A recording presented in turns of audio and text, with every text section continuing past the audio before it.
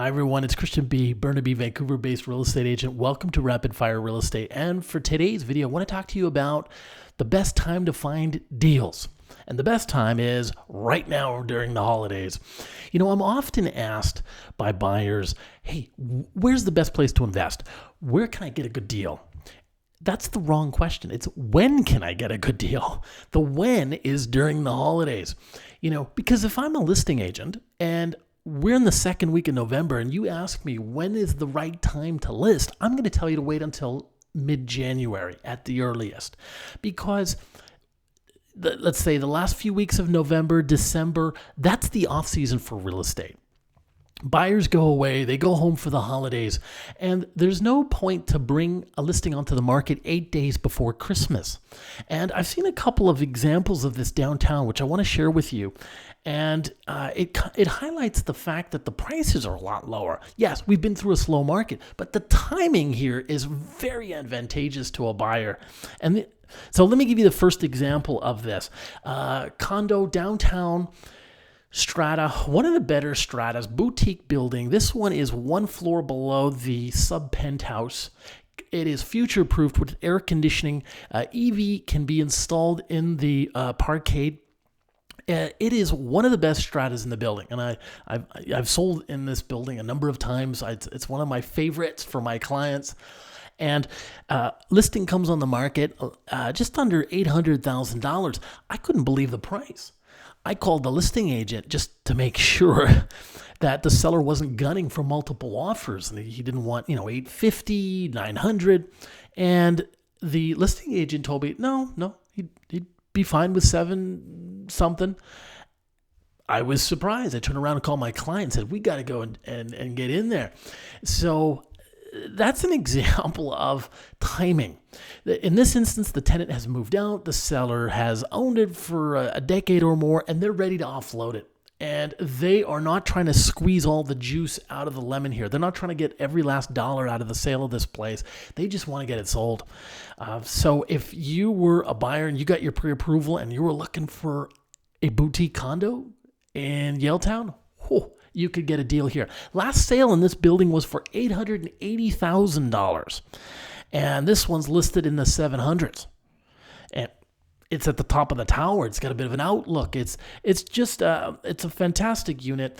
And what I would say to you is that if you were looking for something, that would be the kind of unit where you'd go in and you just want to be the first in line to take a swing at it. And you might even be able to chew $10,000, $15,000 off the price as well.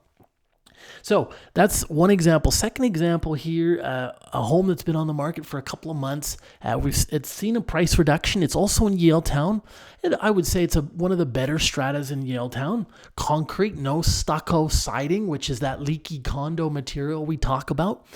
And I've sold in the building. I've sold the same floor plan for about $750,000, and I see this one listed at $718,000.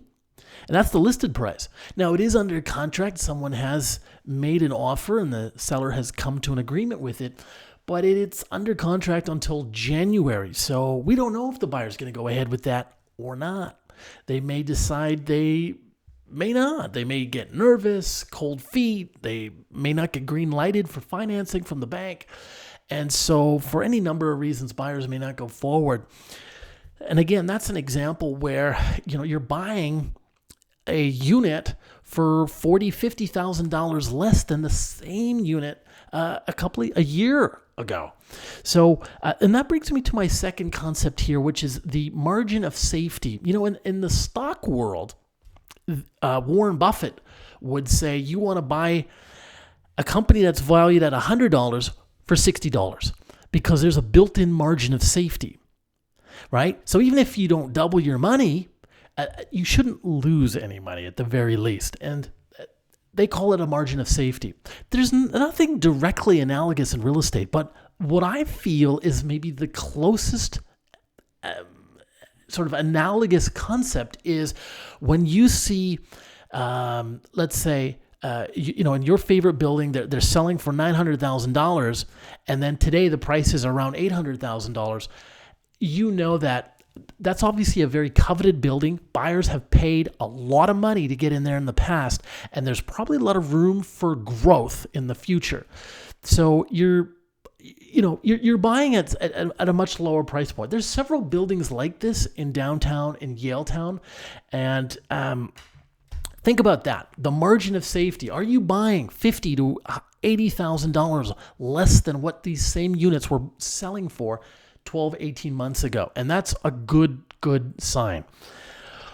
Okay, a couple other points. I'm noticing units that are not staged are selling for a lot less.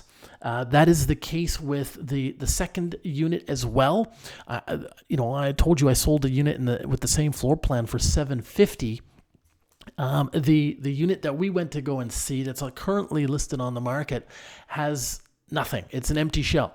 And that's not the fault of the listing agent. That just may be the directions of the seller who's decided not to pay the staging money. I think this is probably the very biggest mistake that sellers make. The most important thing you can do is to dress up your condo for the sale, right? If you're going on a date, you're going to put on a nice suit. You're going to, and if you're a lady, you're going to put on a little bit of makeup. You're going to make yourself presentable. And it's the same thing when you come on the market. You want to have your home staged. The $2,500, $3,500 it costs will more than come back to you in terms of the sale price.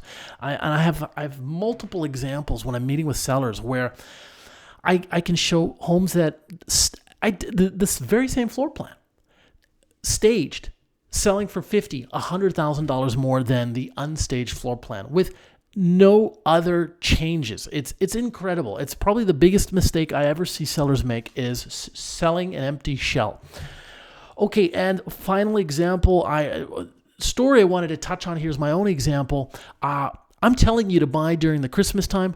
Well, it's not just me saying that. I did it myself. We bought our very first home on January 2nd or January 3rd. I can't remember the day, but the listing came on the market. I think it was perhaps January the 2nd, and we were in to see it the very next day, and we made an offer right then and there. We had our pre-approval ready prior to Christmas, and we pulled the trigger. We were first in line, first at bat, and we got it. And then we chewed a little off the price too. So we saved some money there. And we got a deal. Now the home needed some touching up for sure, but we got a deal. We probably got it $30,000, $40,000 undervalued. And within 6 months, the very next unit that came on the market, same floor plan, sold for almost $100,000 more than we had paid. So that was an example of, yes, there was a tailwind because we had a really strong market behind us, but it was just about buying at the right time. So the answer is not where, it's when. So remember that. If you've got further questions, comments, or your own opinions, leave them in the show notes below. Thank you for watching, and we'll see you in 2025.